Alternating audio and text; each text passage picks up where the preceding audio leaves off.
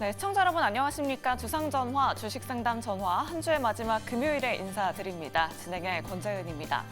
이 딥시크 여파에 국내 증시도 하락을 면치 못했습니다. 그래도 오후장 들어서는 낙폭을 조금은 만회하면서 마감했는데요. 원달러 환율도 다시 한번 급등하면서 오늘 외국인의 매도 물량 압박이 거셌습니다. 자, 오늘 1월의 마지막 거래일이죠. 2월엔 포트폴리오 전략 어떻게 세워봐야 할까 고민되시는 분들 참 많으실 것 같은데요. 오늘도 저희와 함께 2시간 동안 종목 이야기, 시장 이야기 나눠보시면 좋을 것 같습니다.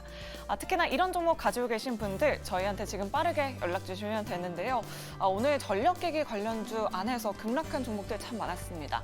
보유하거나 손실 중이신 시청자 여러분들의 많은 연락 기다리고 있겠고요.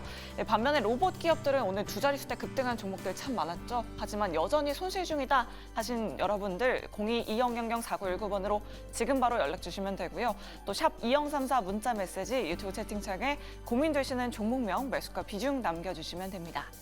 자, 그럼 오늘 시장 핫했던 이슈들 다시 한번 점검해보면서 다음 주 시장 든든하게 대비해보도록 할게요. 자, 오늘은 삼성그룹주, 그리고 딥시크, 제약바이오 이렇게 가지고 왔습니다. 오늘 삼성전자의 확정 실적 발표가 있었습니다. 역시나 부진했고요. 엔비디아의 HBM을 납품했다라는 소식 들려오면서 오늘 그나마 2%대로 낙폭을 좀 줄이긴 했었는데 다시 한번 오보에 대한 설이 돌고 있습니다. 관련된 내용 팩트체크 한번 해보도록 하겠고요. 오늘 삼성전기 긍정적인 레포트가 나왔습니다. AI 수혜 받으면서 주가도 상승할 것이다 라는 이야기 있었는데 오늘 4% 넘게 상승했습니다. 삼성화재주 밸류업에 대한 공시가 나오면서 오늘 11% 급등세 연출했는데 잠시 후에 자세하게 이야기 나눠보도록 하겠습니다. 그리고 오늘 하루 종일 딥시크 관련된 이야기 정말 많이 들으셨으리라 생각됩니다. 특히나 오늘 하드웨어, 테크주들이 일제히 급락세 연출했죠. SK하이닉스는 장 초반에 10% 넘게 급락하기도 했었는데 결국에는 9.86% 하락으로 마감했고요. 전력설비 안에서 가온전선이 오늘 11% 급락세를 연출했습니다. 반면에 네이버와 카카오는 반사 수혜 예상되면서 오늘 6% 넘게 상승했는데요. 딥시크 관련된 내용도 잠시 후에 이야기 나눠보도록 하겠습니다. 바이오 종목들로 오늘 수급이 쏠린 기업들 많았습니다. 알테오젠, 바이오 대장주죠. 오늘 2% 넘게 상승했고요. 바이넥스는 8%, 삼천당 제약도 오랜만에 6.98%, 7% 가까운 상승 탄력 보여줬습니다. 트럼프 약가 인상에 대한 이야기는 있었지만 의약품 관세를 예고하면서 다시 한번 바이오주들의 투심이 좀 훼손됐지만 그나마 오늘 그래도 수급 쏠렸는데 바이오주들에 대한 전망도 잠시 후에 이야기 나눠보도록 하겠습니다. 자, 오늘은 이 두 분 모셔서 이야기 함께 해보도록 할게요. 자, 오늘 강현균 매니저 그리고 이성웅 이사 모셨습니다. 두 분 어서 오세요. 네, 안녕하십니까. 네, 일단 시장 이야기부터 해보도록 하겠습니다. 오늘 지수는 그래도 오후장 들어서 낙폭을 만회하긴 했었는데 외국인의 매도가 정말 거셌습니다. 강현균 매니저님께 여쭤보도록 할게요. 참 코스피 시장 안에서 1조 원 넘게 매도하는 건 또 굉장히 오랜만에 보는 것 같아요. 이 딥시크 때문에 매도를 한 건지 아니면 환율이 다시 급등해서 매도를 한 건지 어떻게 보셨을까요? 예, 두 가지 다 영향이 있다라고 좀 볼 수 있겠습니다. 우리가 딥시크라는 그런 미국 시장에 딥시크라는 그런 파도, 쇼크가 오는 동안에 우리는 다행히 연휴를 지내고 있어가지고 그거에 대한 여파에 휩쓸리진 않았습니다. 그렇지만 그동안에 미국 시장에서 MSCI 한국 지수를 보게 됐을 때 2% 정도 하락했다가 한 3% 정도 가까이 하락을 했다가 1.6% 정도 다시 회복을 해주면서 약 1% 내외 정도의 하락으로 출발할 것이다라고 생각했던 부분들이 오늘 국내 시장에 코스피가 한 1% 밀리는 것이 그런 영향이 된 것이 아닌가라고 생각이 되고 있고 오늘 외국인이 1조 넘게 한 1조 2천억 정도로 매도를 했는데 거의 대부분이 삼성전자에서 한 7천억 정도로 매도가 나왔고요. 그다음에 하이닉스에서 한 3천억 넘게 매도가 나오면서 두 종목 전기전자 업종의 코스피 전기전자 업종에서 1조 넘게 그 매도가 나온 것이 오늘의 외국인의 매도세에 가장 큰 영향을 끼친 것이 아닐까라고 생각이 듭니다. 그렇지만 이런 것들도 어떻게 보면은 저는 이제 그 주말 동안에 그 트럼프 대통령의 관세 그 부분들이 뭐 미국 그 멕시코와 캐나다 쪽에서 지금 이제 2월 달부터 이제 관세를 적용하겠다라고 해서 압박을 가하고 있지 않습니까? 그런 부분들이 이제 주말 동안에 지나고 나서 어떠한 관세 부분의 그런 스토리가 흘러간지에 따라서 오늘 저녁에 미국 시장 체크해봐야 되겠고 그다음에 다음 날에 이제 그러한 관세에 대한 이슈들을 주말 동안의 이슈들을 체크해 본다고 한다면 또 우리가 너무 겁먹거나 너무 어려워하지 마시고 다음 주에 그런 것들 체크해 놓고 나서 전략을 잘 세운다면 다음 주 시장도 잘 우리가 슬기롭게 헤쳐나갈 수 있지 않을까라는 생각을 가져봅니다. 네, 알겠습니다. 얼른 외국인의 수급이 다시 한번 돌아오길 바라보도록 하겠습니다. 그럼 본격적으로 이슈 이야기 나눠보도록 할 텐데요. 가장 먼저 삼성전자부터 확인해 보도록 할게요. 오늘 확정 실적 발표가 있었는데 예상대로 부진한 실적 발표했고요. 반면에 엔비디아의 HBM 납품 소식이 전해지긴 했습니다. 자세한 내용은 이성웅 이사님께 여쭤보도록 할게요. 사실 실적 발표할 때마다 뭔가 엔비디아에 납품을 했다, 아니다, 뭐 오보다 이런 내용들이 계속 좀 반복적으로 나오다 보니까 많은 투자자분들이 좀 지쳐하시는 것 같아요. 또 엔비디아 HBM 납품이 사실이 아니다, 오보다 또 이런 내용도 나와 있더라고요. 우리 투자자분들은 어떤 쪽을 뭐 믿어야 되는 걸까요, 이사님? 연휴간에 있었던 소식이 뭐 젠슨 황 같은 경우가 엔비디아에서 삼성전자의 HBM 같은 경우를 좀 고려하지 않는다는 식의 기사가 나왔었어요. 그 부분 같은 경우도 과거에 나왔던 얘기인데 한 번 더 반복된 부분이 있고 삼성전자의 뭐 HBM3 8단 뭐 이런 부분의 납품 그 이상 단에 대한 납품 같은 경우도 만약에 이게 이루어졌다라고 하면 오늘 주가 흐름이 이런 식으로 흘러가지는 않았을 거예요. 우리가 바라볼 건 많은 매체들이 있죠. 그 언론 같은 경우에서 기사화가 되는 부분 같은 경우는 불확실성이 존재를 합니다. 이게 납품이 실제 이루어졌다라고 하면 오늘 주가 흐름부터가 달랐을 거거든요. 그래서 보이는 그대로 한번 신뢰를 해보면 될 것 같아요. 주가 흐름이 뭐 여기에서 엔비디아 같은 경우에 흐름을 뒤로 하고 강세가 나타났다라고 하면은 실제 납품의 소식이었을 텐데 그런 흐름이 나타나지 않았기에 여기에서는 뭐 미리 이게 납품이 되었다라고 예단할 필요는 없다라는 말씀을 드리고요. 추후에 이게 납품이 이루어진다라고 하면 주가 반응이 먼저 달라질 거예요. 그렇다 보니 뭐 주가에 대한 반응이 달라질 때 새로운 소식이 있다라고 보시면 되겠습니다. 네, 알겠습니다. 주가 그대로 그냥 확인해 보면 좋을 것 같다. 오늘 하락이 이 삼성전자 납품에 대한 이슈를 좀 증명해 준다라고 이렇게 이야기 전해주셨습니다. 그렇다면 강현균 매니저님께는 삼성전기 한번 여쭤보도록 할게요. 오늘 키움증권에서 오히려 긍정적인 레포트가 나왔습니다. 오히려 중국발 이 딥시크 이슈에 삼성전기가 수혜가 될 것이다 이러면서 목표 주가를 상향 조정했거든요. 우리 투자자분들이 삼성전기로 대피를 해도 되는 걸까요? 목표 주가를 18만 원까지 제시했습니다. 예, 삼성전기가 그동안에 좀 많이 하락을 했어요. 그래서 많이 하락을 했기 때문에 그러한 부분들에 있어서 어떻게 보면 PBR 부분에서도 1.1배 정도의 그 영업 그런 가치를 받고 있고 지금 실적이 좋아지고 있는 형국이기 때문에 제가 생각했을 때는 지금 구간에서 고점을 기술적으로 봤을 때 고점이 최근에 보여줬던 고점을 넘겨서 종가를 마감시켜줬기 때문에 이 가격대가 되게 정말 중요한 가격대인데 여기서 마감시켜줬기 때문에 추가적인 상승은 더 나올 수 있을 것이다. 그렇지만 18만 원까지는 조금 약간 시간이 더 걸릴 테고 만약에 단기간 내에 좀 봤을 때는 제가 봤을 때 한 14만 5천 원 정도까지는 올라갈 수 있는 룸이 남아있다라고 좀 보여집니다. 그렇다고 한다면 지금 여기서부터 10% 구간의 업사이드 구간입니다. 그래서 삼성전기가 좀 무거운 주식인 만큼 10%의 업사이드 구간이 남아있다는 거 거기서 우리가 거기서 14만 5천 원에서 15만 원 사이를 어떻게 돌파하느냐 그리고 거래량이 어떻게 받쳐주느냐가 가장 관건이라고 좀 볼 수 있겠고 삼성전기가 그동안 MLCC로 인해서 좀 많이 속상했던 부분이 있었는데 이번에 중국발 AI로 인해서 좋은 성과가 일어났으면 좋겠다는 마음 저 역시 똑같은 마음이긴 합니다.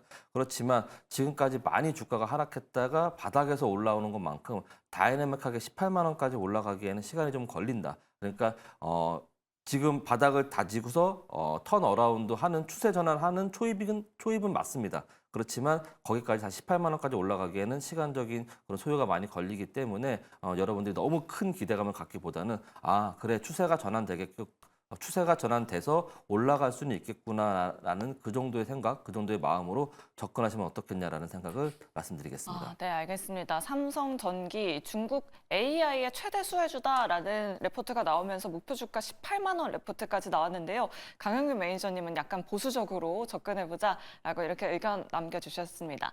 이렇게 삼성그룹주 확인해봤고요. 다음으로 딥시크 피해주와 수혜주들 한번 체크해 보도록 하겠습니다. 설 연휴 기간 동안 딥시크 관련해서 걱정되셨던 투자자분들 참 많으셨을 것 같아요.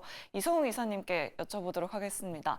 오늘 뭐 반도체 주들뿐만 아니라 전력설비 관련주들까지 급락이 나왔잖아요. 설 연휴 기간 동안 엔비디아가 거의 15% 넘게 빠지면서 걱정되시는 분들 많으실 것 같은데 포트폴리오에서 반도체, 테크주 비중을 줄여야 하는 시점인 건지 아니면 오히려 뭐 추가 매수의 기회로 사용해야 하는 건지 어떻게 생각하실까요, 이사님? 우리가 어떤 종목을 볼 때, 그다음에 크게는 업종, 시장을 볼 때 감안해야 될 게 내재 가치가 있죠. 나올 수 있는 이익 대비해서 시가총액 같은 경우가 조금 빨랐던 종목들, 예를 들면 전력기기 같은 경우도 산불 요소라든지 이런 이슈들이 있다 보니까 가지고 있는 올해 예상되는 이익 대비해서 시가총액 같은 경우가 목에 차는 수준까지 올라갔었어요. 반도체, 대형 반도체 쪽도 좀 그랬었죠.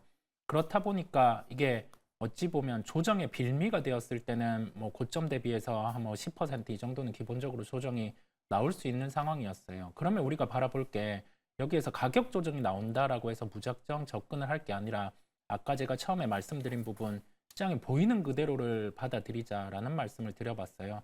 미국 시장의 연휴간 반응 같은 경우는 에너지, 소형 모듈 원전 관련된 종목들 같은 경우는 하락했던 갭을 메우는 흐름이 나타났고 거의 신고가가 간 종목도 있죠. 뭐 오클로 이런 종목들은 신고가까지 도달을 하는 모습이었고 반면에 전력기기 관련된 종목들, 이튼이라든지 이런 종목들은 갭을 메우지 못했어요. 절반도 회복하지 못했단 말이죠. 그렇다 보니까 지금 바라볼 건 미국에서 딥시크 이슈와 관련해서 고강도의 관세를 부과를 한다거나 아니면은 여기에서 지금 당장의 캐펙스 이런 부분의 투자와 관련해서 이견 없이 나아가는 방향을 보여주면 전력기기, 반도체 이런 쪽은 반등이 나올 수가 있을 텐데 미리 이 부분에 대해서 어느 시기에 어느 정도 강도에 이게 가능하다라는 점을 예단할 수가 없잖아요. 그래서 결론은 뭐냐라고 하면은 미국 시장의 가격 복원이 전력기기라든지 반도체 땀, 특히 엔비디아겠죠. 가격 복원이 어떻게 나는지 살펴보고 그러면서 우리나라 종목들을 연결해서 그때 좀 매매를 하는 쪽으로 바닥을 잡고 말씀을 드립니다. 네, 알겠습니다. 지금 유튜브 채팅창에서 권창일님께서 월요일에도 또 떨어지는 거 아닌지라고 이렇게 걱정 남긴 댓글 남겨주셨는데요. 일단 오늘 열린 미국 시장에서 엔비디아의 주가 회복이 어느 정도일지를 꼭 확인해 봐야 한다. 그 이후에 월요일이 중요할 것 같다라는 의견 남겨주셨습니다. 그렇다면 강현균 매니저님께는 우리의 네카워 한번 여쭤보도록 할게요.